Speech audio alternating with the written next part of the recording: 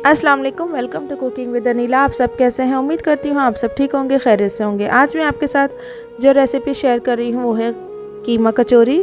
कीमा कचौरी बहुत ही ज़्यादा मज़ेदार और ख़स्ता और बाज़ार जैसी कैसे बनाई जाए, ये आज मैं आपके साथ शेयर करूँगी रेसिपी। इसकी कुछ ट्रिक्स हैं, कुछ टिप्स हैं, तो इसको फॉलो करेंगे इंशाल्लाह आपकी रेसिपी बहुत अच्छी बनेगी। ये कैसे ख़स्ता बनेगी ये भी तरीका मैं आपको आगे चल के बताऊँगी, तो वीडियो ज़रूर एंड तक देखिएगा। अब शुरू करते हैं बिस्मिल्लाहिर्रहमानिर्रहीम के साथ। सबसे पहले कचौरी के आटे की बारी है। कचौरी का आटा बनाने के लिए सबसे पहले मैंने लिया था 2 कप मैदा, 1 टीस्पून इसमें नमक ऐड किया था, 1/3 कप मैंने मेल्ट घी ऐड किया था। घी पिघला के डालिएगा और घी ही लाजमी डालिएगा, ऑयल नहीं डालिएगा। ऑयल से वो खस्ता और वो लेयर्स नहीं बनती हैं जो घी से बनती हैं, तो लिहाजा घी का इस्तेमाल लाजमी है। अब इन तमाम चीज़ों को अच्छे से मिक्स कर लेंगे उस वक्त तक जब तक कि इसमें एक अच्छा सा क्रम ना बन जाए, और जब आप हाथ में लेके बंद करेंगे तो इस तरह से होना चाहिए। अब इसमें ऐड करेंगे थोड़ा थोड़ा सा पानी और इसकी एक बहुत ही सॉफ्ट डो बना लेंगे। सॉफ्ट डो बनाने की वजह मैं आपको आगे चल के बताऊँगी। समोसे की तरह इसकी सख्त डो नहीं बनेगी, बहुत ही सॉफ्ट बनेगी। थोड़ा थोड़ा पानी डाल के इसे हम मिक्स कर लेंगे और इसे इस तरह से एक सॉफ्ट डो तैयार कर लेंगे। इसको पंच करने के बाद इसके ऊपर हम डालेंगे थोड़ा सा ऑयल और एक बार फिर से हम इसे अच्छे से मिक्स करेंगे ताकि डो हमारी बहुत अच्छी और सॉफ्ट तैयार हो और स्मूथ सी तैयार हो। अब इसे हम 15 मिनट के लिए रेस्ट पर छोड़ देंगे। रेस्ट देने के बाद इसे हम फिर से एक दफ़ा चेक करेंगे और इसको ढक के रखना है ताकि इसके ऊपर खुश्क क्रम सा ना आ जाए। अब इसे हम 15 मिनट के लिए रख देते हैं और आ जाते हैं कीमे की स्टफिंग की तरफ, यानी कि कचौरी की स्टफिंग की तरफ। कचौरी की स्टफिंग के लिए मैंने पहले लिया है ऑयल 1/4 कप। इसे अच्छे से गर्म करके इसमें ऐड किया है 1 टेबलस्पून ज़ीरा क्यूमिन सीड। इसके बाद मैंने एक बड़े साइज़ की प्याज ली थी जो इस तरह से बारीक चॉप करके रखी हुई थी, वो मैंने डाल दी और 2 टेबलस्पून मैंने बचा लिए, आगे चल के पता चलेगा।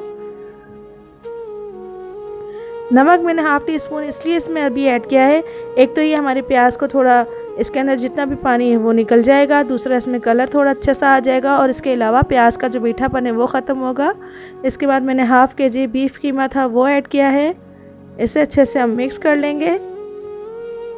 मिक्स करने के बाद इसमें मैंने ऐड किया है 1 टेबलस्पून जिंजर गार्लिक पेस्ट। इन तमाम चीज़ों को अच्छे से मिक्स करेंगे। कुछ मिनट तक इसे हम कुक करेंगे ताकि कीमे का कच्चापन ख़त्म हो जाए और उसके अंदर की जो थोड़ी बहुत स्मेल है वो ख़त्म हो जाए। इसके बाद इसमें ऐड करेंगे फ्लेवर्स, गरम मसाला 1/4 टीस्पून, ज़ीरा धनिया कुटा हुआ 1 टेबलस्पून, लाल मिर्च पाउडर 1 टीस्पून या 1 टेबलस्पून भी ले सकते हैं, हल्दी पाउडर 1/4 टीस्पून। इसके साथ नमक 1/4 टीस्पून। नमक मैं पहले ऐड कर चुकी थी, लिहाजा अभी थोड़ा कम नमक ऐड किया है, आप अपने हिसाब से एडजस्ट कर लीजिएगा। अब इन तमाम मसालों को कुछ सेकंड के लिए हम भूनेंगे और इसके बाद हम इसमें ऐड करेंगे हाफ़ कप पानी। ज़ाहिर है बीफ का कीमा है तो इसमें पानी ऐड करके इसे हम गलने के लिए ज़रूर रखेंगे।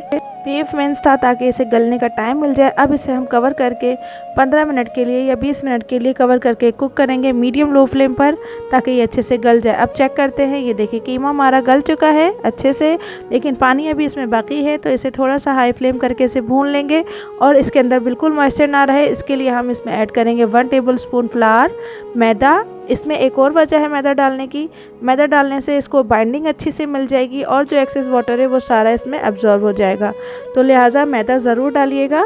ये एक ट्रिक थी इसकी। अब इसे निकाल के हम ठंडा कर लेंगे। मैदा डालने के बाद हम इसे 1 से 2 मिनट कुक करेंगे, इससे ज़्यादा नहीं। अब इसे हल्का ठंडा करने के बाद जो प्याज हमने बचा के रखा हुआ था, 2 टेबलस्पून प्याज जो हमने बचा के रखा था वो ऐड करेंगे। इसके बाद इसमें 1 टेबलस्पून के करीब ग्रीन चिलीज बारीक कटी हुई ऐड करेंगे, 2 टेबलस्पून के करीब हरा धनिया और पुदीना। अब आ जाती है इसे असल टाइम जो है वो इसका ये है, असल चीज़ जो इसमें लेयर्स कैसे बने, इसमें क्रम्स कैसे बने, उसकी ये चीज़ है, ये ट्रिक है, ये सीक्रेट है, ज़रूर देखिएगा। 2 टेबलस्पून घी मेल्ट कर लें। मेल्ट करने के बाद इसे हल्का सा ठंडा करके इसमें 2 टेबलस्पून मैदा डालें और इसे अच्छे से मिक्स कर लें ताकि इसमें कोई लम्स ना रहे। अब इसे कुछ सेकंड के लिए फ्रिज में रख के ठंडा कर लें।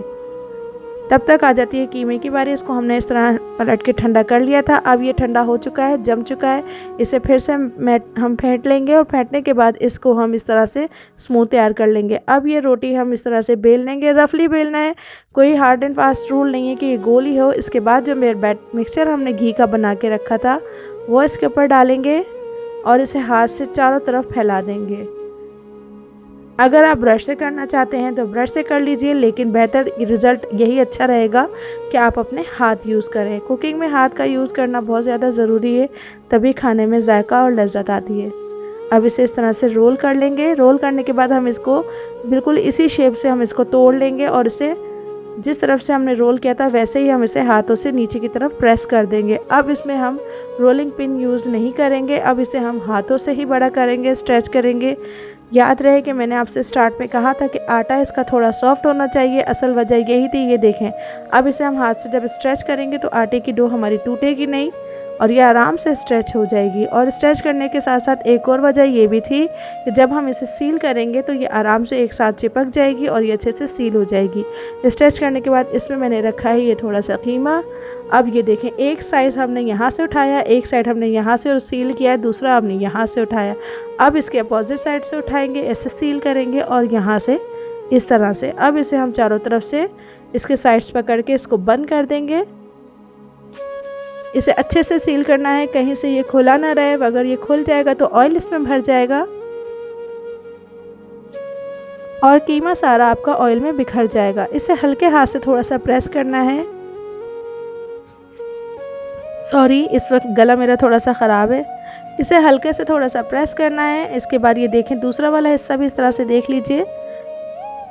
यही फॉलो कीजिएगा तरीका, तो आपकी कचौरी बिल्कुल भी नहीं खुलेगी ऑयल के अंदर। ऑयल थोड़ा मीडियम हीट पे मैं पहले से गरम रख चुकी थी और मैंने, सॉरी वो क्लिप मुझसे मिस हो गया है, ये मैं डालते हुए नहीं दिखा सकी। इसे मैंने जिस साइड से मैंने सील किया था वो हिस्सा पहले अंदर डाला था और इसको हमने थोड़ी देर के लिए वैसे ही ऑयल में छोड़ दिया था। फ्लेम हमारा बिल्कुल मीडियम टू लो फ्लेम है और इसको पकने में कम से कम 25 से 30 मिनट लगेंगे।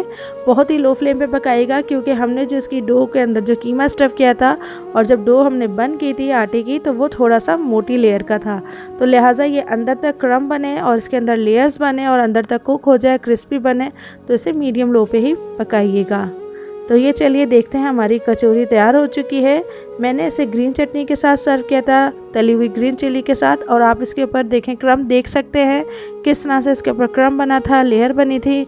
उम्मीद करती हूँ रेसिपी पसंद आई होगी। इजाज़त दीजिए, कुकिंग विद अनीला। अल्लाह हाफिज़।